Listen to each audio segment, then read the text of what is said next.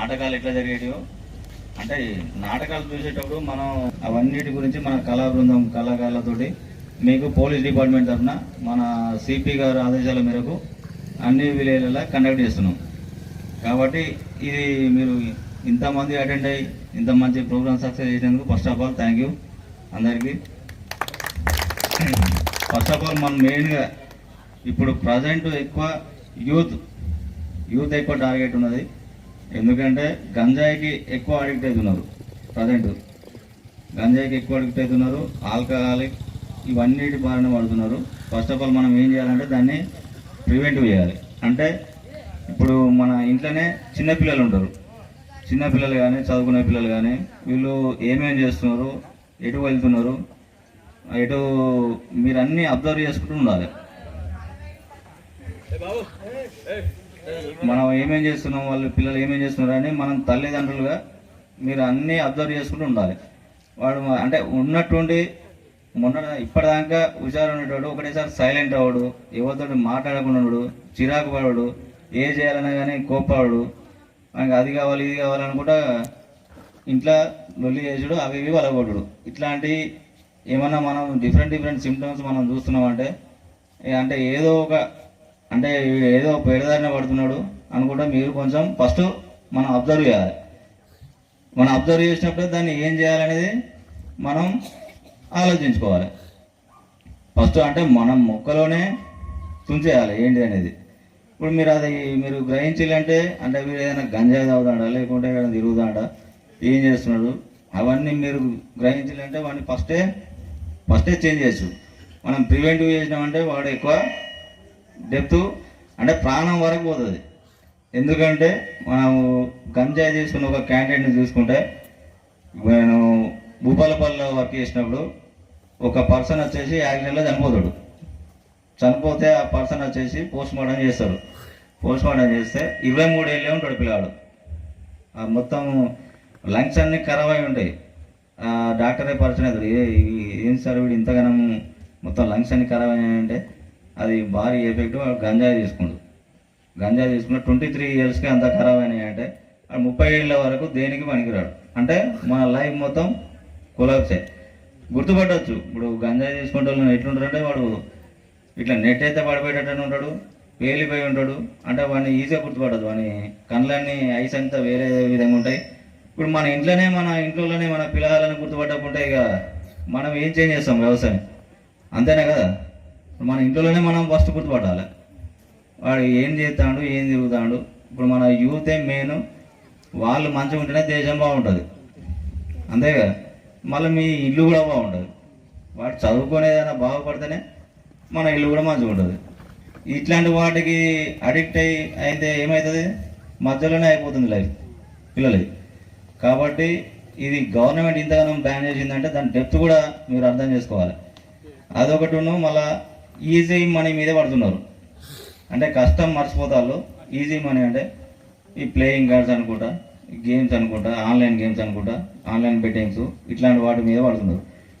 ఇప్పుడు ఇట్లాంటి వాటి మీద పడితే ఏమవుతుంది, వాడు అప్పుల పాలన అవుతాడు. అంటే నాకు ఇప్పుడు గేమ్ ఆడిందంటే వాళ్ళకి అది మర్చిపోరు, అంతే కదా, మర్చిపోరు. అదే వ్యసనం అయిపోతుంది. వ్యసనం అయిపోయిందంటే ఏమవుతుంది, వాడు అప్పుల పాలన అవుతాడు, వాడు దొంగని అవుతాడు ఆ పైసల కోసం. ఈ గంజా అలవాటు కూడా అవుతుంది, అన్ని తాగుడు తినడం అలవాటు అవుతుంది. ఫ్యామిలీని కూడా మర్చిపోతాడు వాడు. పిల్లలు కానీ భార్య పిల్లలు మన తల్లిదండ్రులు కానీ వాళ్ళు ఉన్నారని మీద ముచ్చట కూడా మర్చిపోతాడు. కాబట్టి ఇట్లాంటి వాటికి ఎంకరేజ్ చేయకండి. వాళ్ళు ఎటు పోతారు ఏందనేది, వాళ్ళు పనికి పోతాంటే పనికి పోరు, చదువుకుంటారంటే చదువుకున్నారు. అందరూ ఇప్పుడు మ్యాక్సిమం మీ ఇంట్లో మీరే అబ్జర్వ్ చేసుకుని ఉండాలి. పెద్దోళ్ళు అయితే పిల్లలను చూసుకోవాలి, పిల్లలని అయితే వాళ్ళ అన్నదమ్ములు ఉండరు. అరే నా తమ్ముడు ఎటు పోతాడు, మా అన్న ఎటు పోతాడు, మీరే చూసుకోవాలి, అంతేనే కదా. మనమే సెట్ చేసుకోవాలి, ఎవడో వచ్చి సెట్ చేయడు. కాబట్టి ఫస్ట్ ఆఫ్ ఆల్ మీ ఇంట్లోనే మన చేంజ్ చేసే బాధ్యత మీది. ఇంకొకటి తల్లిదండ్రులను ఇప్పుడు చూసుకుంటే అయితే బరువు అయిపోతుంది ఒక్కొక్కరికి, కొడుకులకి. అది మెయిన్. ఇప్పుడు మీకు 30 సంవత్సరాలు పెంచి వాళ్ళు వృద్ధాప్య దశలో 60 ఏళ్ళ నుంచి ఒక 10 సంవత్సరాలు, 20 సంవత్సరాలు, 30 సంవత్సరాలు అంటే మిమ్మల్ని పెంచిన విధానం బట్టి వాళ్ళు ఓన్లీ ఏం ఎక్స్పెక్ట్ చేస్తారు, ఏమైనా ఆస్తులు అవన్నీ ఏమి ఎక్స్పెక్ట్ చేయరు, జస్ట్ తిండి ఎక్స్పెక్ట్ చేస్తారు, వాళ్ళకు ఒక ప్లేస్ మీరు ఉండేయాలి అదే ఎక్స్పెక్ట్ చేస్తారు. మీరు సంపాదించి ఆస్తులు పెట్టమంటలేరు, ఎకరాలు పెట్టమంటలేరు, ఏమేమి వాళ్ళు అడుగుతలేరు. అర్థమవుతుందా? దానికి కూడా అన్నదమ్ములు నువ్వు ఏమంటే నువ్వు ఏదైనా నువ్వు ఇవ్వాలి తప్పించుకోండి. ఇప్పుడు దానికి కూడా మరి గట్టిగా వచ్చినాయి చట్టాలు. ఎందుకంటే ఇప్పుడు ఒకవేళ వాళ్ళు తల్లిదండ్రులు ఆస్తులని డివైడ్ చేసినా కానీ మళ్ళా జప్తు చేసే అధికారం మళ్ళీ గవర్నమెంట్కి ఉన్నది. అందరే మళ్ళీ తల్లిదండ్రుల పేరే కొడుకులు పెట్టకుండా వీళ్ళు పోయి ఆ కలెక్టర్ ఆఫీస్లో కంప్లైంట్ ఇచ్చారంటే మళ్ళీ జప్తు చేసే రైట్స్ కలెక్టర్ గారికి ఉన్నాయి. కాబట్టి అది కూడా చూసుకోండి.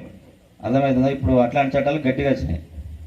మళ్ళీ ఇంకోటి చైల్డ్ అఫెన్సెస్ ఎక్కువ జరుగుతున్నాయి, పోక్సో కేసెస్, ఈ చైల్డ్ మ్యారేజెస్. 18 ఏళ్ళు దాటితేనే అమ్మాయికి మ్యారేజ్ చేయాలి. అది ఇప్పుడైతే మ్యాక్సిమం జరుగుతున్నాయి, అదే కంటిన్యూ చేయాలి. అట్లాంటివి జరగకుండా చూసుకోవాలి. 18 ఏళ్ళు దాటితేనే మ్యారేజ్ చేయాలి అమ్మాయిలకు. అది కూడా మిగిలిన 18 ఏళ్ళు కింద ఉండాలంటే చైల్డ్ మ్యారేజ్ కిందకి వస్తాయి, అది చట్టరీత్యా నేరం. అది ఒకటి చూసుకోవాలి.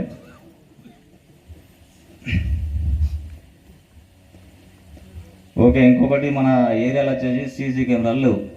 మీకు ఎప్పటి నుంచో చెప్తున్నాం, సీసీ కెమెరాల వాల్యూ ఏంటనేది మీకు తెలుస్తలేదు. ఇప్పుడు మీ ఏరియాకి ఎవడొస్తాడు ఎవడు పోతాడు, ఈ కెమెరాలు ఉన్నాయి కానీ వర్కింగ్ లేవు. మన ఊళ్ళకి ఎవడొస్తాడు ఎవడు పోతాడు ఫస్ట్ మనకు తెలియాలి. వాడు లంగతాడో దొంగతాడో, అంతేనా కదా? వాడు ఎట్లాంటి వాడు వస్తాడని. ఇప్పుడు అది ఏమన్నా దొంగతనం అయ్యే వరకు వాళ్ళకి తెలియదు దాని వాల్యూ ఉంది, దాన్ని చెప్తుంది అనేది. కాబట్టి మీకు ప్రతిసారి చెప్తున్నా, మీరు మీకు మీరే ఇనిషియేట్ తీసుకొని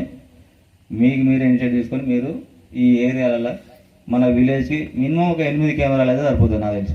ఒక 8 కెమెరాస్.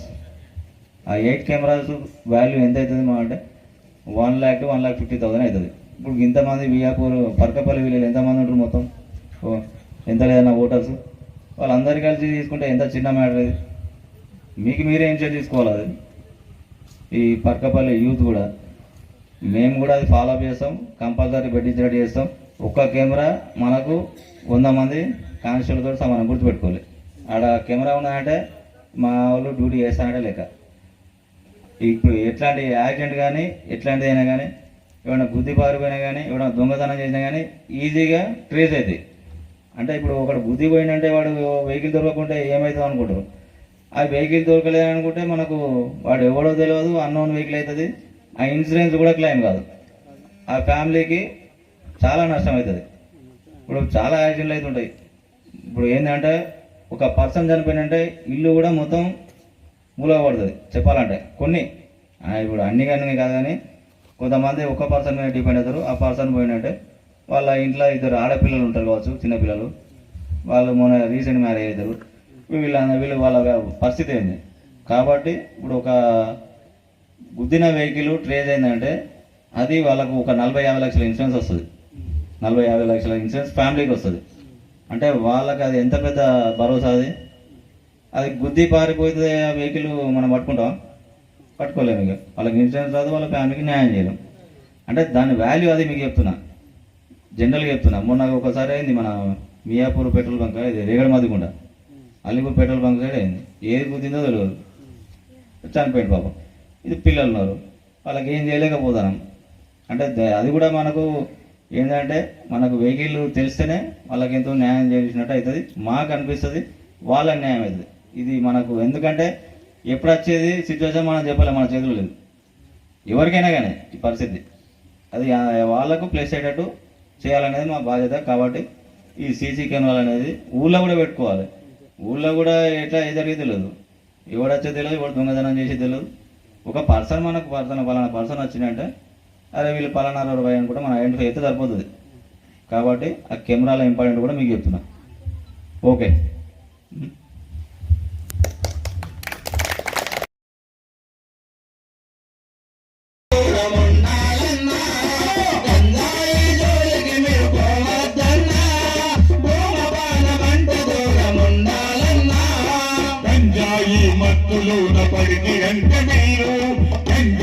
మత్తులోన పడితే మీరు మీ ప్రాణాలకు గ్యారంటీ లేదు. ఈ కారాలో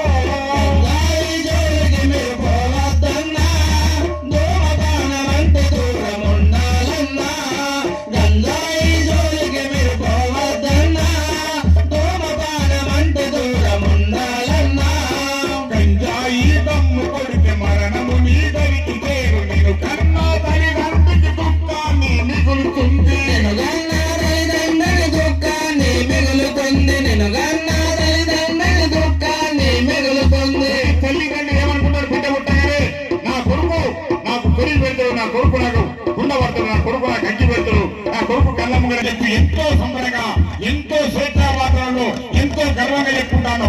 కానీ ఆ కొడుకుతే మన మధ్య పెట్టే పరిస్థితి వస్తే ఆ కన్న తల్లిదండ్రుల గుండెలు ఎంత పగిలిపోవాలి.